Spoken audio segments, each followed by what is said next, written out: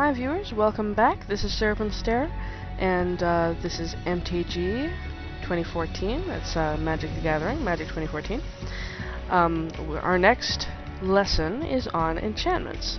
Also, in between videos, I got my cooling pad out because my laptop is seriously overheating. And yes, I'm playing this on a laptop. And it's working, so good for us. I have no creatures for combat, I have no spells I can cast, I have a Bountiful Harvest, and a Runeclaw Bear in my hand. Oh, and now we're playing against a goblin who's playing a white deck. This is Suntail Hawk, it's a 1/1 with flying. White tends to have a lot of flying, a lot of life gain. It tends to be heavy on the ability called Vigilance, which allows creatures to attack without tapping so that they can also block the following turn. Enchantment. As you cast an aura, it will attach to a target on the battlefield, often giving it a permanent bonus.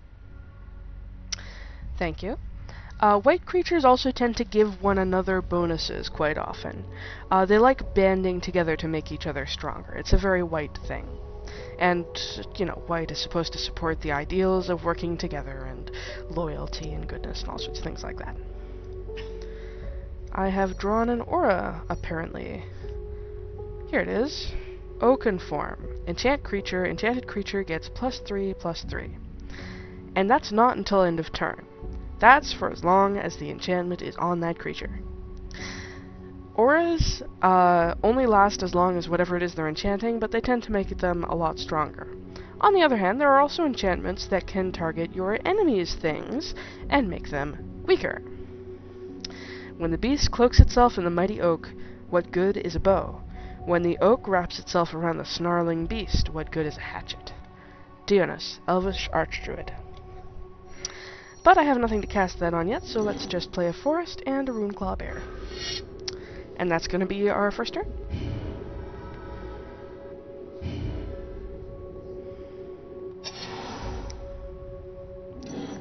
It may be obvious, but I do play Magic the Gathering in real life. For the most part, I only play casually with my boyfriend. I find that things in the high game can get pretty dickish, and this game is going to have a lot of those dickish things in it. There are some really, really powerful combos in Magic the Gathering, and often they're just attached to really rare cards. It's a similar thing that happens in Yu-Gi-Oh! And of course those rare cards are more expensive. A lot of the time you find people who just buy the best cards and make really powerful decks, and then beat everybody else. Personally, I prefer to play on a kind of a lower or at least a more even playing field. I like it when everybody's got a reasonable chance. I also like games that go back and forth that can be a lot more fun. Okay, anyway, this is a youthful knight. It's a human knight creature. It has 2 power, 1 toughness, and first strike. First strike is a very dangerous ability. Oh, I thought this was going to be read aloud. Creatures that have first strike deal combat damage before other creatures. It's possible for a creature to be destroyed before it can deal its combat damage. So basically, when the creatures get into, I'm not going to say fight because that's a different mechanic, sorry. When the creatures are in a combat against one another, when one is blocking the other, normally they each deal their damage at the same time. And there's kind of a moment when the damage is being exchanged and it hasn't landed yet. So if you've got a 2/2 and your enemy has a 2/3, you'll deal your 2 damage and they'll deal their 2 damage at the same time. And they both kind of land at the same time, and then the 2/2 creature dies because its toughness has been used up. If a creature has first strike, it completely changes that. It gets to deal its damage and have it received by the other party before the other party can even start to fight back. So if this fight's a 2/2, it'll win. Hands down, no contest.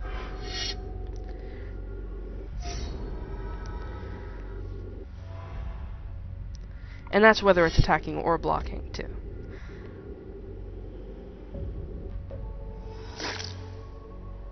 And he hits me in the air with the bird.